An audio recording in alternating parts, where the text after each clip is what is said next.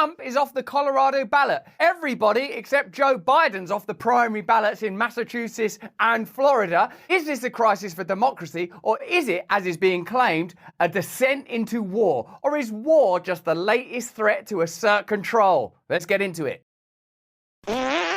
Hello there, you Awakening Wonders. Thanks for joining us on our voyage to truth and freedom at a time where it seems possible to launch propaganda almost simultaneous to its counter-narrative. What I mean by that is during the COVID pandemic, however much pushback, however much discernment, however much questioning there was of official narratives and mainstream media narratives, there was sufficient centralized power to repress dissent to ensure that, broadly speaking, there was compliance. Now what you have is a greater ability to almost immediately challenge any emergent centralized or state narrative as soon as it emerges. Like, for example, we're being told that America is potentially on the brink of civil war, that this is a time of fissure and fracture. We've been told that a second Donald Trump term would be a kind of dictatorship, that America might descend into tyranny, and more we're seeing people talk about civil war. Alex Jones says that this is a way of legitimizing authoritarianism and the exertion of control, and it seems that there is a good point being made there. Look at this post from Tim Pool, where he observes that just posting US civil war returns the result Donald Trump off Colorado ballot. What is happening with American democracy? Is it now impossible for the centralized legacy media establishment and the state establishment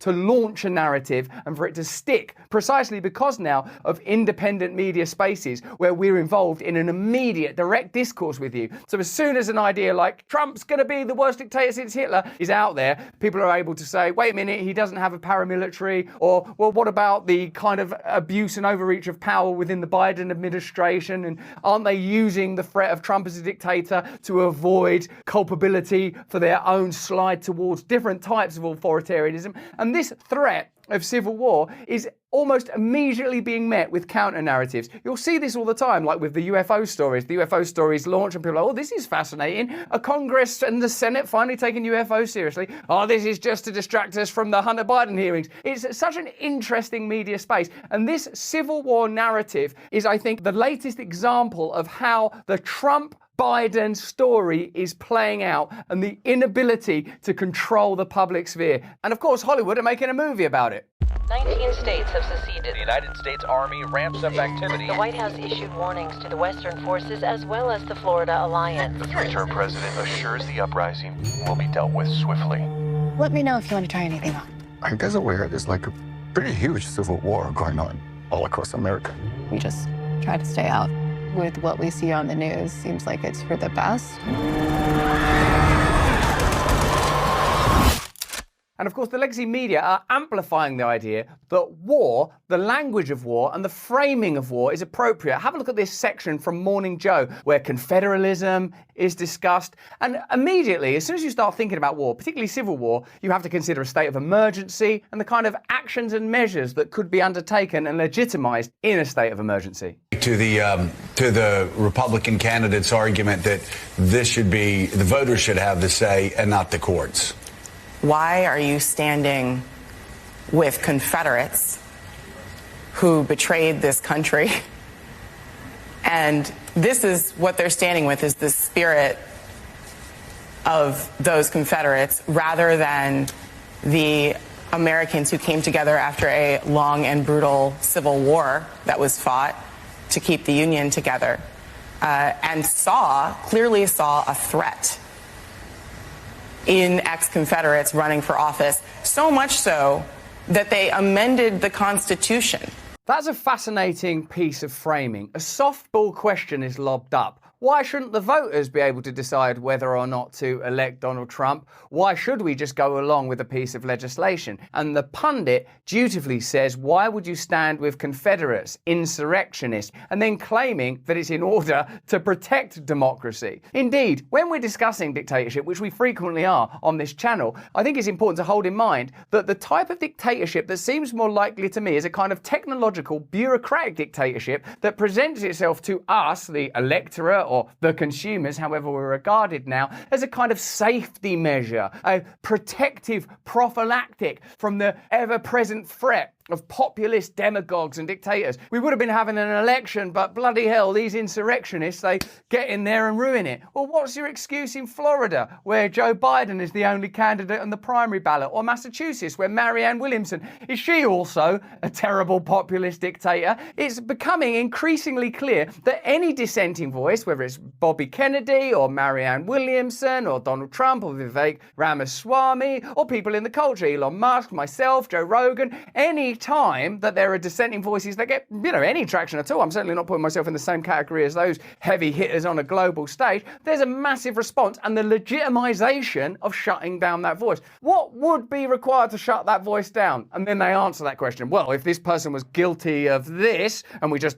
rush straight to the conviction part of the process, if we can just say someone's an insurrectionist, if you actually see Donald Trump on that day, he literally says, I'm sure you will go over now to the Capitol and peacefully and patriotically protest. I know that everyone here will soon be marching over to the Capitol building to peacefully and patriotically make your voices heard. That word peacefully is always extracted from the analysis because what would you have to say? Oh, he was being sarcastic. Trump, with his known capacity for irony, just drop the word peacefully in there with a nudge and a wink. Whatever Donald Trump is or isn't, he's not the leader of an armed insurrection. As Martin Gurry pointed out, insurrection means armed. There's never been an unarmed insurrection in history because that just amounts to asking if you can run the country. Many people have said that January 6th was a riot. Okay, it was a riot. But what it wasn't was an attempt to take over America. And people that are saying that it was are doing that to extract the threat of Donald Trump. And indeed, the massive demographic that supports Donald Trump. And that is why I think the war narrative becomes important. Because once before in America's history, it was necessary to say half of everyone's just crazy. And in retrospect, it's easy to say, oh, because of slavery and racism. But the Democrat Party were famously the party of slavery. And that seems to have been extracted conveniently from the narrative in the same way that peacefully has been extracted from the January 6th narrative. So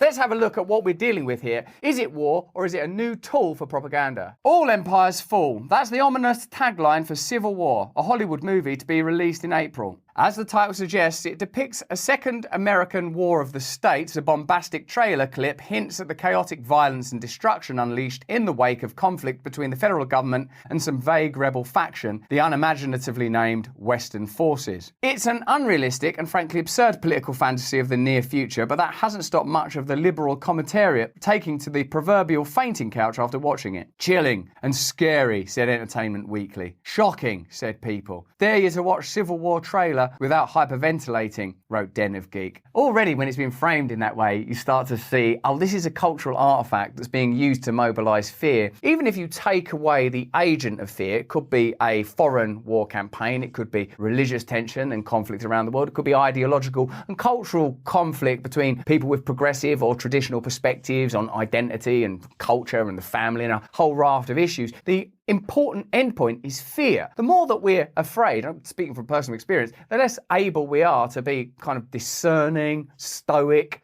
calm, perspicacious, communicative, trusting. Fear is a sort of trauma state that part of civilization was meant to have helped us progress beyond. But it's interesting that while we're offered the spoils of civilization, it's accompanied with an incessant jolting back into that fear state. Oh, there's going to be a civil war. Oh, bloody hell, there could be an attack. Oh no, there's going to be a cyber attack. Oh, there's a new contagion. There's a new pathogen. Quick, have a shot. Like, I'm sure validity to all of the geopolitical and health crises that are being discussed in all these instances. But what I'm interested in is how the media and systems of power utilize these threats to keep us continually afraid. And it seems like this civil war narrative is one such agent. But what's really interesting is it's being shot down almost as soon as it comes out. Straight away, hey, this could be a civil war. Do you know what this is a bit like? It's a bit like the American Civil War. And Trump, that's the Confederates, MAGA, they're all racist. Come on. But people are like, hang on a second, could this be about economics? Does this seem like a desperate establishment unable to cope with the new independent media space and the emerging grassroots political movements from the Tea Party in your country onwards, and even leftist movements like Bernie Sanders or Jeremy Corbyn here in this country, shutting it down, flattening it down, always able to grab some convenient reason why this person should be extracted from the conversation. Isn't that what's happening? And isn't the Civil War narrative just the latest example of that? Let us know in the chat. It's another sign of the topsy-turvy times we live in. Apocalyptic fears of the end of America used to be the calling card of the religious and militia-loving far right, but now it's the liberals trying to keep up with the Alex Joneses by screeching loudly that the end is near. So it used to be the left that was peace-loving and anti-war. You remember that? It's not actually that long ago. But now the left, the Democrat Party in the United States, if you want to call them the left, are very pro-war. They're supporting a number of wars and suggesting ongoing support. Similarly, it used to be the right that were apocalyptic, like the end is nigh, armed militia, as cited in this article. But now the left are doing that. And it makes you wonder what, if anything, they stand for at all. If they're pro-war, if they're using rhetoric that belong to the right, what is it that they actually do represent? In a sense, you'll start to glimpse the nihilism that's just beneath the veneer of protectivism, which ultimately stands for authoritarianism. There were no real principles there because, look, they don't care about war anymore. They're saying the end is nigh. They're about to legitimise authoritarian measures, I would suggest. That's what's behind this. We certainly saw a good degree of authoritarianism that has been subsequently delegitimised during the pandemic era, whether that was surveillance, censorship, proposal for digital ID. All of these things are not freedom. They're not liberalism, are they? This month, the line being espoused ad nauseum by the progressive media is that we're all collectively sleepwalking into a Trump-led fascist dictatorship. It's this sort of rhetoric that makes legal action against the former president seem proportional, even when it's bound to backfire, as yesterday's Colorado ruling seemed to demonstrate. It begs the question, how did we get to the point where a large segment of the population, the serious rational ones who follow the science, believe that a contemporary Civil War movie is a preview of our future, or that a second Trump term could be worse than Nazi Germany? Yeah, how has that happened? What kind of climate has been created and who created it? For one, it's the media who cried wolf. This is year 7 of liberalism's Trump-fueled panic attack, and the volume of discourse from corporate media, politicos and social mediates has been turned up to ear-piercing levels for so long that only the most bombastic pronouncements have a chance at breaking through all the noise. God, it could actually just be a way of reaching an audience. That's part of it, is escalating in order to stand out. That's the only direction of travel now in this kind of hyper-normalization space that we all find ourselves living in. Recall that 2016 was once declared the worst year ever in American history. The belief that the sky was falling didn't stop that December the 31st. It snowballed to the point that each year since has supposedly usurped its predecessor. Next, 2017 was said to have been on the darkest timeline. The bad news kept on coming. Putin hacked our elections. Trump is the new Hitler. The Handmaid's Tale is actually a prophecy coming true. Where else to go if not to the end of America? Was January 6, as The Atlantic claimed, only a warm-up to some new stage of domestic evil? At the heart of all this fatalistic wailing and gnashing of teeth is a profound detachment between the danger, destruction and death experienced firsthand versus merely consumed. As our everyday lives become increasingly mediated through our digital misery machines, the lines get blurred between reality and a simulation of it. Doom scroll on your phone enough, and eventually you'll feel doomed. It's an interesting point that we've become abstracted from the realities that we were evolved, designed to live within, to such an extreme point that we're now happy to live in a simulation, or perhaps even a simulacrum, a repeated image again and again that we are bombarded with, until we can no longer discern its validity. We can no longer verify what's real. We're not engaged in the growing of our own food, the maintenance of our own homes, the protection of our own families, loved ones, or groups. We've become, in a sense, entirely endomed by propaganda and external stimulation. This is why I think even the point about Tim Pool's tweet was interesting. If you put a US Civil War into a search engine, the reality that you're given is Trump, Colorado. We've done stories and spoken to experts about how Google promotes certain news stories and therefore provide a version of reality that is often favourable to the interests of the powerful. We're not living in an absolute reality. No one could live in a reality of 300 million American citizens. It's inconceivable. It might as well be 20 billion. It might as well be the universe. We can probably conceptualize a couple of hundred relationships. Decentralization is a possibility. Community sovereignty is a possibility. It's interesting that the escalation, or decline in fact, of people's optimism about the times, as it said here, 2016, worst year ever, 2017, even worse, 2018, it's getting worse and worse, mirrors what Martin Gurry said about the publication of information from 2001 onwards. As more and more information becomes available, of course, there are enclaves of people getting more and more clever, more and more communication, but there is an amplification of hysteria and a kind of fissuring and fracturing to the point where war seems inevitable. But in fact, it's a simulation of war. It's an awareness of a philosophical distinction, a partition of ways of life. And that could be mapped onto reality without the necessity of war. You could say, it seems that some people really have strong beliefs that are of this type, and others have strong beliefs that are of this type. As long as we don't engage in some territorial mayhem about which bits of land each side owns, it would be entirely possible to use this technology to have decentralized community sovereignty, wouldn't it? Some journalists have remarked lately on what the New York Times deemed the great disconnect, the yawning gap between our perceptions of the economy under Bidenomics and the lived experience of it. Yet the disconnect that's unpopular to talk about is between the actual preconditions of a 2020 civil war and the anticipation of one erupting. Call it a vibe apocalypse. The facts on the ground are sobering. Even with the recent heated rhetorical battles over the Israel-Palestine war since October, there hasn't been a marked increase in political violence in the United States, just a wave of interpersonal conflict since the COVID-19 pandemic. Elections are being safely held all over America, and the Colorado Supreme Court decision is unlikely to change that. Our governing bodies and institutions are relatively stable, and new laws are being created in red and blue states alike without a shot fired. If anything, 2023 has been marked by a turn towards apathy, not a violent revolution. For most of this year, American news consumption and political donations decreased dramatically. Social media feeds began to go dark, and people increasingly tuned out of the world beyond their doorstep. Prepare then for a 2024 in which politicians and the media play Paul Revere for this phantom civil war even harder leading up to November's election. After all, coaxing Democrats to wake up and grab their proverbial bayonets is good for clicks, donations, and votes. It might sound contradictory, but we should be alarmed about this kind of alarmism from Democrats and Republicans alike. Fear of domestic war can fuel more government overreach, a kind of counterinsurgency strategy against Americans that relies on demonization, over-surveillance, and even incarceration in the name of public safety. These are definitely observable trends. Demonization, that's taking place on both sides, a kind of hysteria and condemnation. MAGA extremists, from the basket of deplorables moment onwards, there's been the demonization of 50% of the population, and I'm sure this is something that's on both sides when it comes to the cultural war debate. Over-surveillance, this is being further legitimized, lobbied for continually, and even incarceration. You know that there are numerous people still imprisoned as a result of protests that would perhaps not withstand serious scrutiny. So it's the normalization of measures that would previously be seen as extreme, which is part of a broader strategy. It could be contested. You need to legitimize and normalize consumerism as a way of life,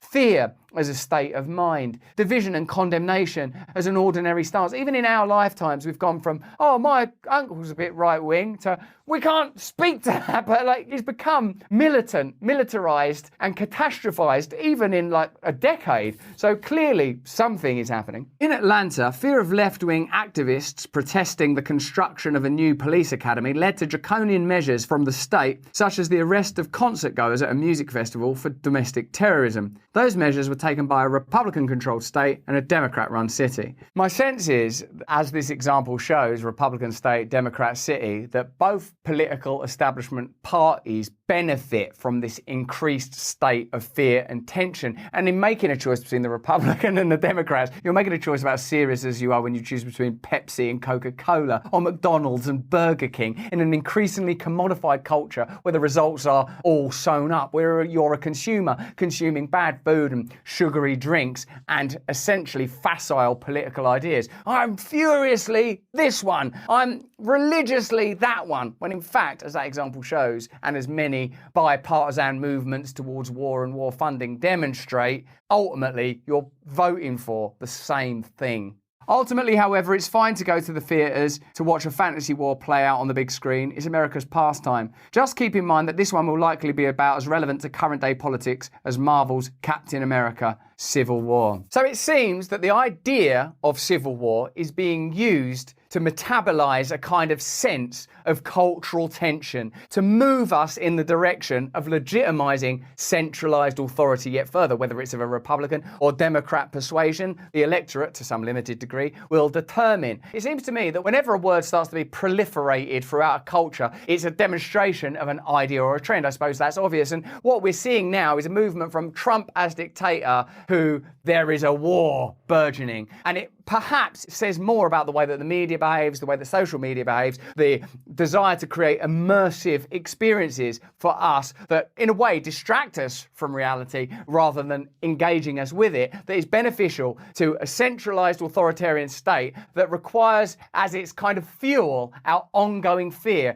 Otherwise, we might become apathetic, despondent, disgusted, and move away and start demanding serious models of real democracy, real personal sovereignty, and real freedom. But that's just what I think. Why don't you let me know what you think in the comments and chat? Remember, we stream at these times. We've got some great specials coming up over the holiday season. You can join us for those. There's more information about that down there. More important than any of that, though, if you can, please stay free. Hey, thanks for watching. If you want to see more uncensored content where free speech can flourish, join our live stream. Click the link right here to watch the next video if you want to, or become a member of a growing movement. Download the Rumble app and you'll be informed every time we make a new piece of content. Stay free.